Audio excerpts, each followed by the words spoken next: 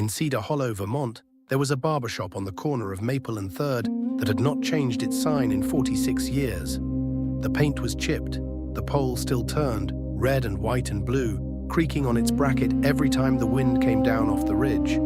Inside there was one chair, one mirror, and one man. His name was Samuel Whitfield, and everybody in town called him Sam. Sam opened the shop at 7 in the morning and closed it at 6 in the evening, 6 days a week, for 46 years. He never raised his prices more than $1 or $2 at a time, and he never once closed for a vacation that anyone could remember. If you asked the people of Cedar Hollow what Sam Whitfield was worth, they would have laughed. They would have told you he drove a truck older than his youngest customer, that he wore the same 3 flannel shirts in rotation, that he ate lunch out of a tin pail he had owned since 1981. They would have told you with total confidence that Sam Whitfield was a man who got by, just barely, paycheck to paycheck, like so many of them. They were wrong. And the town would not learn how wrong until the spring Sam turned 73, when his heart gave out quietly on a Tuesday afternoon, in the chair he had sat in 100,000 times between one customer and the next. What the town found afterward, when the lawyers came and the ledgers were opened, was a number that did not seem to belong to the man they thought they knew. $2,314,000. Sitting in a modest brokerage account, built one deposit at a time, over 46 years, without a single person in Cedar Hollow ever suspecting it.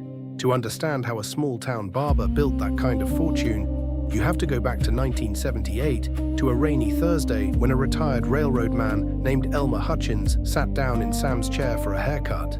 Sam was 27 years old then. 3 years into running the shop, his father had left him, and he was, by his own later account, drowning. Not in debt exactly, but in the particular exhaustion of a man who works with his hands and watches every dollar leave his pocket the moment it arrives. Elmer noticed the newspaper folded open on the counter to the stock listings, the tiny print that Sam pretended to read out of boredom but secretly did not understand. Elmer asked him what he thought those numbers meant.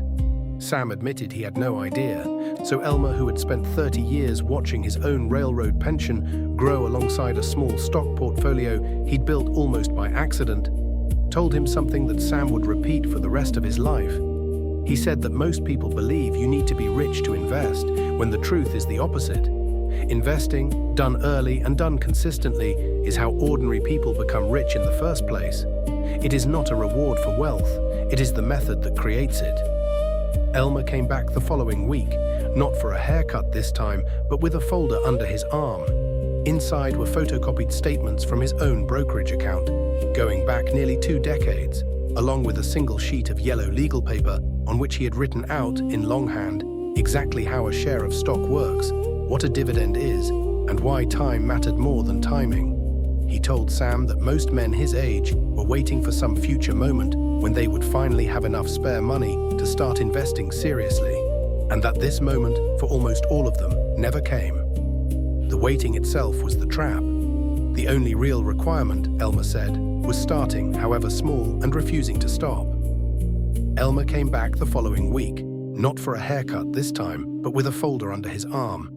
Inside were photocopied statements from his own brokerage account, going back nearly 2 decades, along with a single sheet of yellow legal paper on which he had written out, in longhand, exactly how a share of stock works, what a dividend is, and why time mattered more than timing. He told Sam that most men his age were waiting for some future moment when they would finally have enough spare money to start investing seriously, and that this moment, for almost all of them, never came. The waiting itself was the trap. The only real requirement, Elmer said, was starting, however small, and refusing to stop. That same week, Sam opened his first brokerage account with $62, the leftover cash from a slow week of haircuts. He bought 3 shares of a steady, unglamorous company that made industrial parts, the kind of business nobody talked about at the diner, but that quietly paid its dividend every single quarter without fail. He did not buy it because it was exciting. He bought it because Elmer told him boring was safe, and safe was what compounded. From that Thursday forward, Sam Whitfield built a habit that never wavered.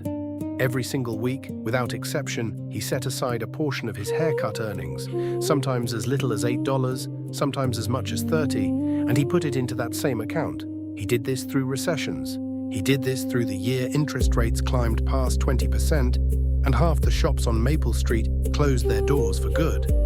He did this the week his wife Dorothy passed away, when grief might have given any man permission to stop paying attention to anything at all.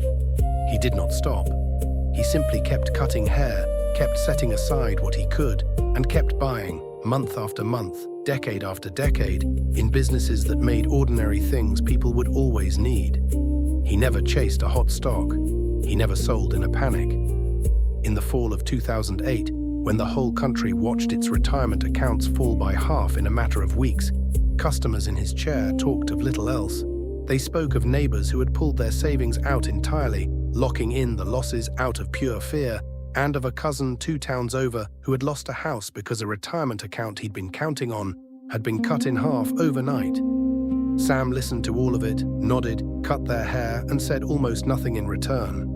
He did not check his own balance once that entire autumn. He told the one person who eventually asked him about it, years later, that checking a falling number does nothing but frighten you into a mistake, and that the only sensible response to a good business going on sale was to buy more of it, not less. He kept his weekly ritual exactly as it was. He bought more shares that October than he had bought in any single month before, because the same steady companies he trusted were suddenly available for less than half of what they had cost the year prior. It was, by later calculation, the single most important month of his entire investing life, though nobody but Sam knew it happened at all. The shares he bought that October alone, held untouched for the next 16 years, would eventually account for nearly a quarter of his entire fortune. Dividends came in, and instead of spending them, Sam reinvested every cent, buying more shares with the money his shares had already earned. Over 4.5 decades, this quiet, repeated decision, made week after week with almost no drama attached to it, became the engine of everything. A dollar invested in 1978, left alone and reinvested, does not simply grow. It multiplies on itself faster and faster the longer it is left untouched. Sam gave his money 46 years of being left completely alone, and 46 years is enough time to turn $62 and thousands of small deposits after it into $2,314,000. He lived all the while exactly as the town believed. He never bought a new truck. He never remodeled the shop. He gave free haircuts to any kid whose family was struggling, a fact many families in Cedar Hollow only fully appreciated after his passing, when they compared stories and realized how many of their own children had sat in that chair for nothing. And Sam had simply told them to send their father in next time. He was, by every visible measure, a poor man. He had simply chosen, 46 years earlier, to be poor on the surface and patient underneath it, and to let that patience do work that no salary ever could. His will, when it was finally read, surprised the town twice. The first surprise was the number itself. The second was what he had done with it. Sam left the bulk of his account, just over $2 million, to establish a scholarship fund for graduates of Cedar Hollow High School who wanted to learn a trade, plumbing, carpentry, electrical work, the same kind of steady, unglamorous work that had built his own quiet fortune. He left the shop itself, along with a modest sum, to his longtime apprentice, a young man named Miguel Ortiz, on one condition written plainly into the will. Miguel had to keep the shop's prices fair, and he had to teach at least one young person the trade for every 10 years he kept the doors open. The lawyer who read the will aloud said that the room went completely silent when the final number was disclosed, and that an old friend of Sam's, a retired schoolteacher who had known him for 50 years, finally broke the silence by laughing, not from disbelief, but from something closer to admiration. She said it was so exactly like Sam to spend a lifetime letting everyone underestimate him, and to let his ledger do the talking only once he was gone. In the weeks that followed, the story spread through Cedar Hollow the way stories do in small towns, passed across diner counters and church parking lots, each retelling adding a little more disbelief to the last. People began remembering small details differently, the way Sam had never once complained about a slow week, the way he'd waved off talk of retirement whenever anyone asked, the quiet, unhurried patience he brought to a job most men would have called beneath their potential. None of it had seemed remarkable at the time.